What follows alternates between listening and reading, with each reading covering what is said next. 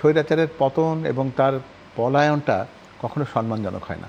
ভারসাম্যর মূল কথা ওই দেখবেন খেয়াল করে ওই 31 দফার মধ্যে কিন্তু কথাটা বলা হয়েছে, স্বৈরাচারের যেন কোনো রকমের নতুন আবির্ভাব হতে না পারে, ওই কথাটা বলতে হবে প্রথমে, যে অর্থাৎ কেউ যেন ক্ষমতার নিরঙ্কুশ ক্ষমতার সুযোগ নিয়ে স্বৈরাচার হয়ে উঠতে না পারে, সেটিকে যদি আমি নিশ্চিত করতে চাই তাহলে আমার সংবিধানে এমন একটা ব্যবস্থাপনা রাখতে হবে যেখানে প্রধানমন্ত্রী একেবারে যেটা বলে যে ছেলেকে মেয়ে করা বাদ দিয়ে পৃথিবীর যাবতীয় কাজ করতে পারেন, এত বেশি অসীম ক্ষমতাধর তাকে করার কোনো সুযোগ নেই। সেটি হচ্ছে একটি কথা।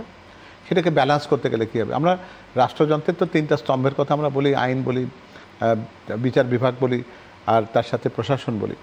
এই 3টি যদি স্তম্ভকে বা 3টি অঙ্গকে যদি আমরা সমানভাবে শক্তিশালী করি এবং জবাবদিহির মধ্যে আনি এবং একে অন্যের চাইতে তার স্বাতন্ত্রতাকে রক্ষা করতে পারি এবং একই সাথে ক্ষমতার বিন্যাসের ক্ষেত্রে প্রধানমন্ত্রীর কাছে থেকে কিছু ক্ষমতা বলা ঠিক হচ্ছে কিনা আমি জানি না, কিছু কিছু রাষ্ট্রীয় যে সমস্ত দায়িত্বগুলো রয়েছে বা প্রতিপালনের ক্ষেত্রে তার একটা অথরিটি আছে, সেটিকে যদি রাষ্ট্রপতির কাছে বা প্রেসিডেন্টের কাছে যদি দিয়ে দেওয়া হয় তাহলে এই ভারসাম্যগুলো কিন্তু নিশ্চিত করা সম্ভব।